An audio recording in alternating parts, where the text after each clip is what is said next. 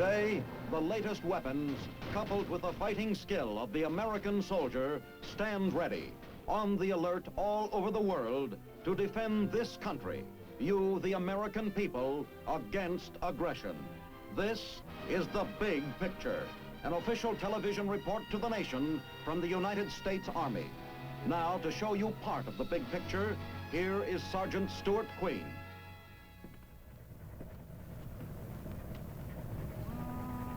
It comes as a surprise to many people to learn that within the Army, there is an elite group of specialists who wear two uniforms.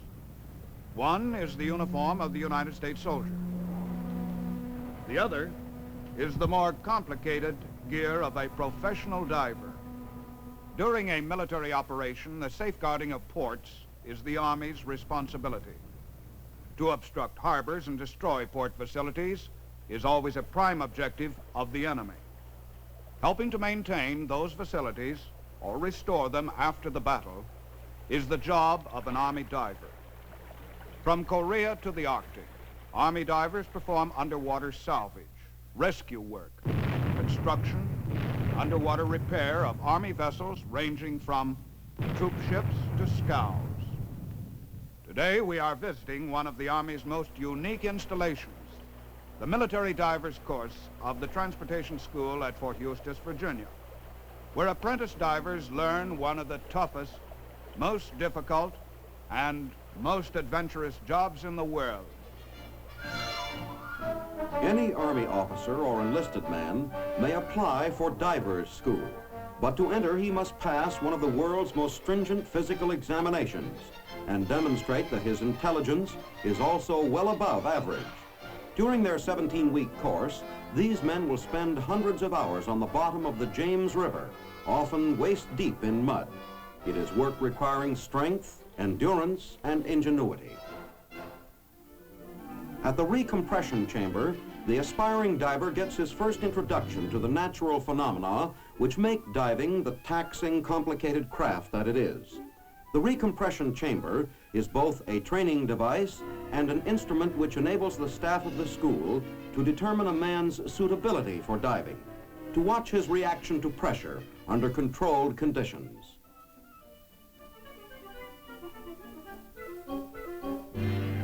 The recompression chamber can duplicate the intense pressures a diver encounters on the bottom, where his body may be subjected to pressures 3 or 5 times that to which he is accustomed on the surface.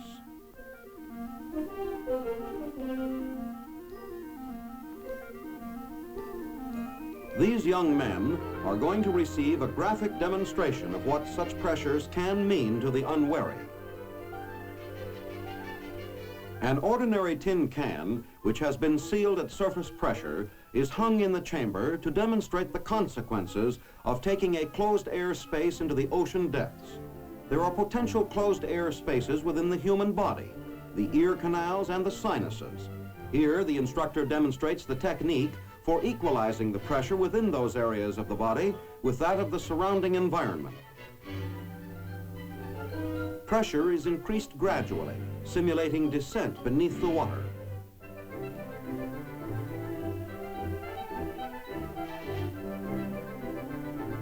Because the men are breathing, the air in their bodies equalizes the pressure. It's different with that sealed tin can.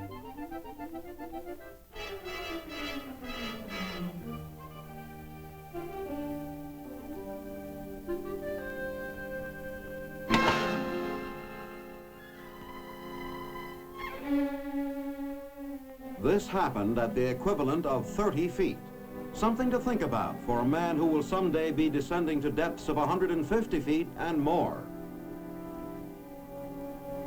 Here is one group of students which will set about its studies with a real incentive to learn.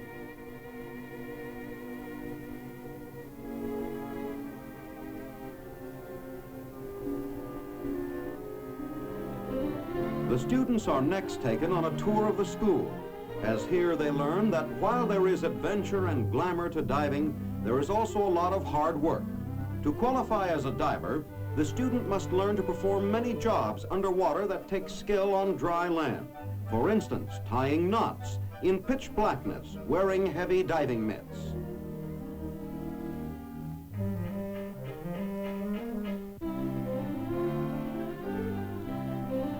The diver must be, among other things, an accomplished welder. He begins by learning the techniques of normal surface welding, a skill which other men may spend months or years to acquire and which they make their sole life's work.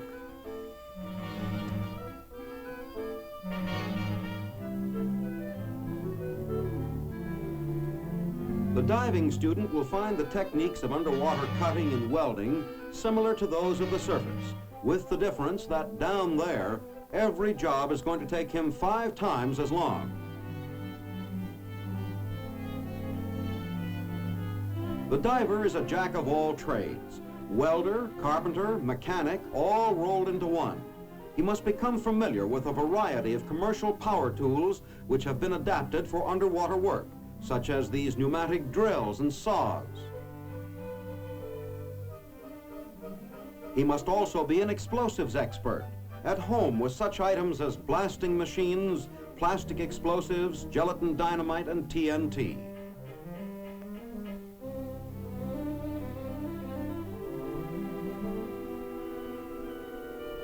More than 40 hours of the Army Divers course is devoted to demonstrations and practical exercises in the safe handling of underwater explosives and the techniques of underwater demolition.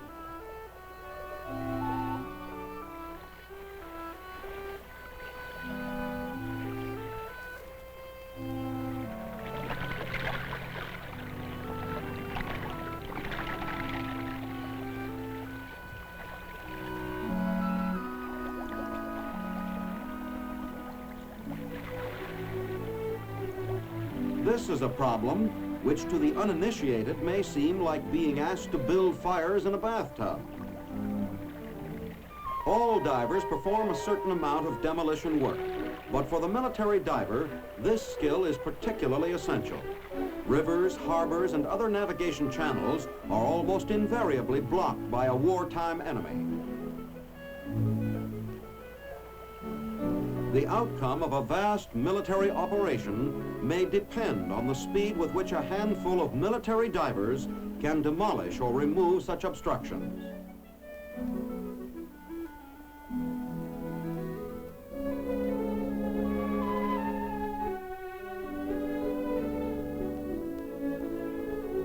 Get ready. Stand by. Fire in the hole.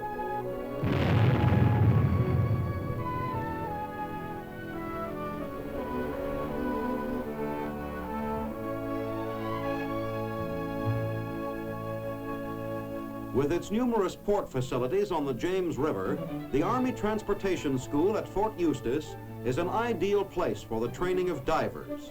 Divers operate from many different types of vessels. They must become familiar with the ships from which they will work, as well as with the problems they may encounter on the bottom. To salvage ships, a diver must know them thoroughly. The problem of finding your way around on a strange vessel is greatly complicated if the vessel happens to be lying on its side at the bottom of a harbor.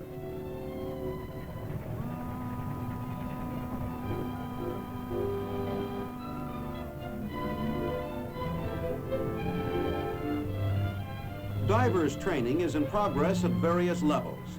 Novices have opportunities to study the work of both their own instructors and students who have already embarked on more advanced aspects of the training. The student's first dive will be made not in the river, but the school's specially constructed 30-foot tank. There are portholes around the bottom of this tank through which the diver can be watched, a convenience for the instructors and a safety factor for the students.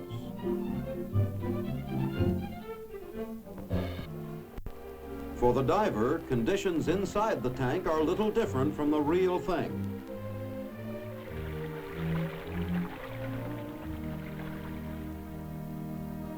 Before the student himself is ready to take the plunge, there is classroom work to be mastered. He must become absolutely at home in the various types of diving gear he will use. This suit is not watertight, but it does keep the body warm in moderately cold water.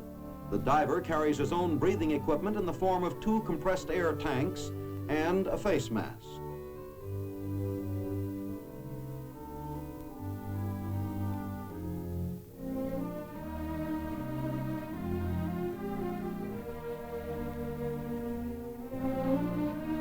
There are diving suits for various depths and operations. Part of the diver's skill is knowing how to select his equipment. As the student now begins to learn, the type of suit he wears for a given operation will depend on more than the depth of the water. You make your selection according to the type of work to be done, how long you expect to be underwater, and according to the climate.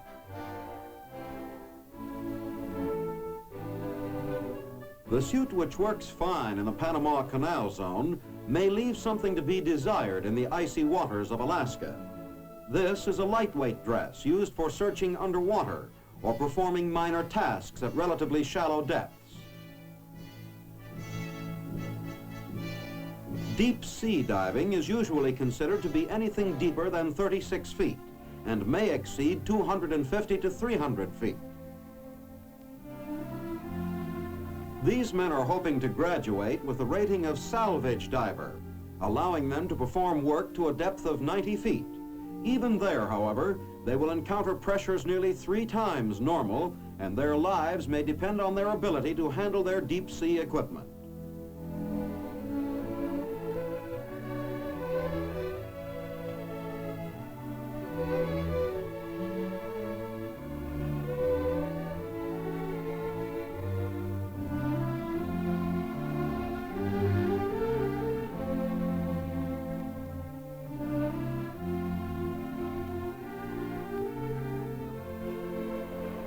Before he can become a diver, the student must know his diver's dress inside and out. He must be able to wear it himself, and he must also be a qualified diver's tender.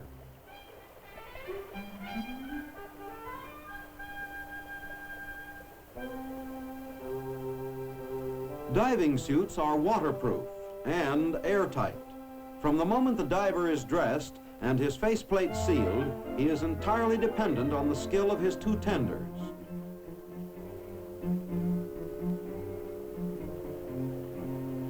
The instructors at the school keep a watchful eye on every detail of the student's work, for they know that during his career as a diver, each man's life may depend on his having learned the procedures so well they become second nature.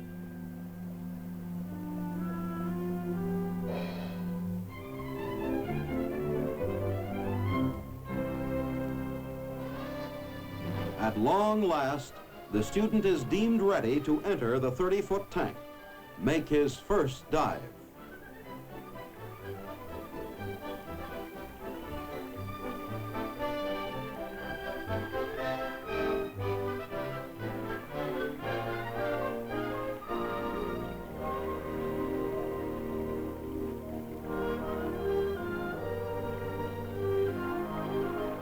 Getting underwater and staying there is itself a test of diving skill.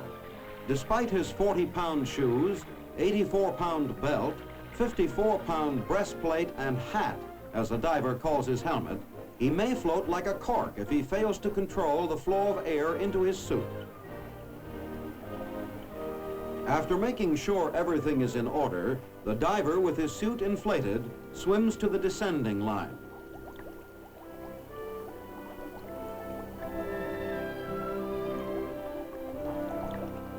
He keeps his legs locked around the line, regulating his descent by how long it takes him to equalize pressure in his body with that in the water around him. Too fast a descent might result in ruptured eardrums or other serious consequences. The maximum rate of descent is usually about 75 feet a minute.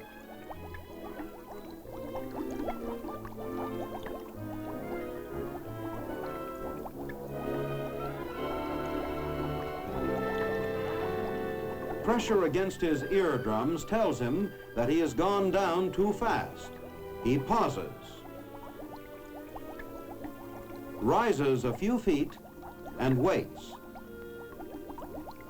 putting to good advantage the lessons he learned in the recompression chamber.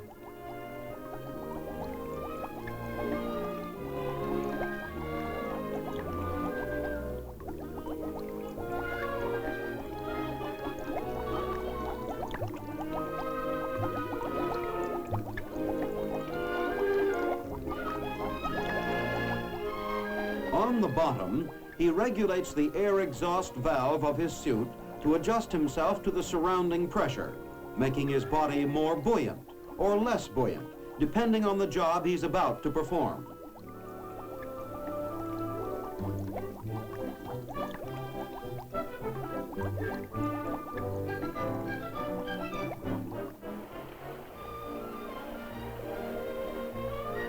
Much of a diver's underwater work consists of searching for sunken objects and lost articles. He must learn the technique of doing this, using his so-called distant line to keep track of his progress as he sweeps around in a circle on the bottom.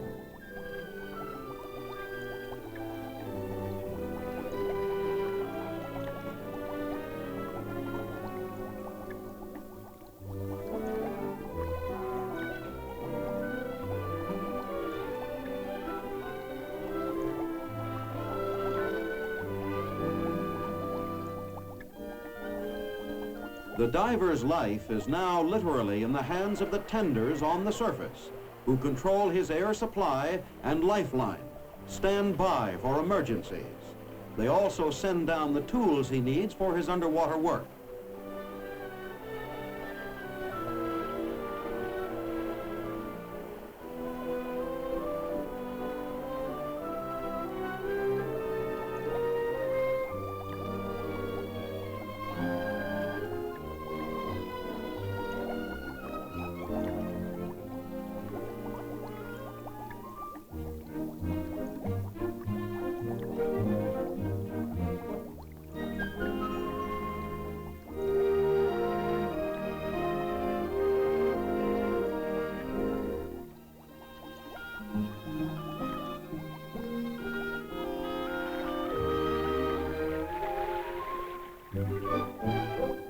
This is an exercise in oxy-arc cutting. The student must operate a cutting torch with sufficient skill to slice through a half-inch sheet of steel.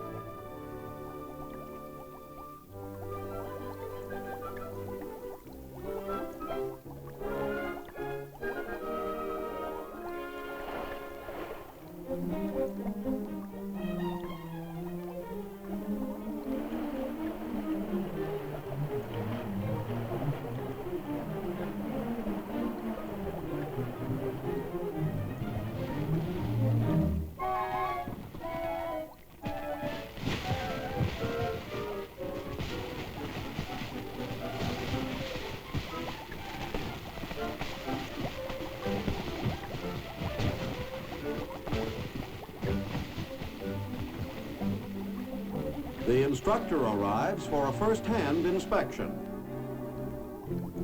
and approves the job with a rap on the head. In this weighted bag are several boards with which the student next teaches himself an important lesson about working underwater. He is going to build a wooden box down here, he hopes.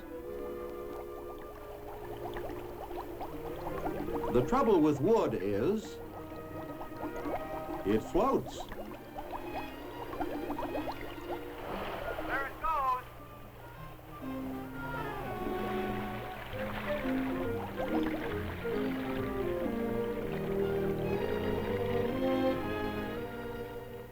Hold on, some help coming down.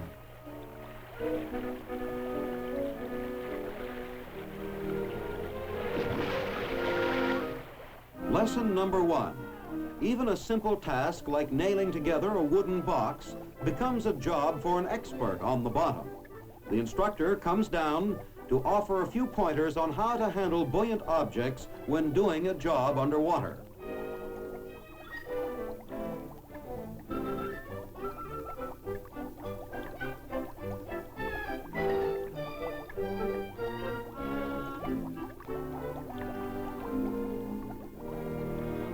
The purpose of this exercise is not to show the student how to build boxes underwater, but to impress upon him that down here, you don't just lay things down and expect to find them waiting for you later.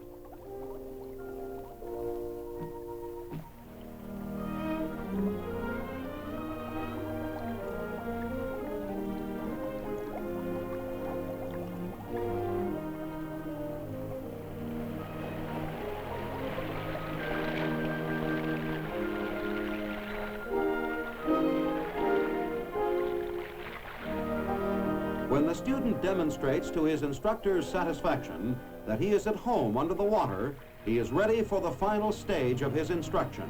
He will now move on from the tank to actual operations under the waters of the nearby James River. Up to now, the student has dived and performed his underwater work under ideal conditions, conditions made possible by the school's 30-foot tank.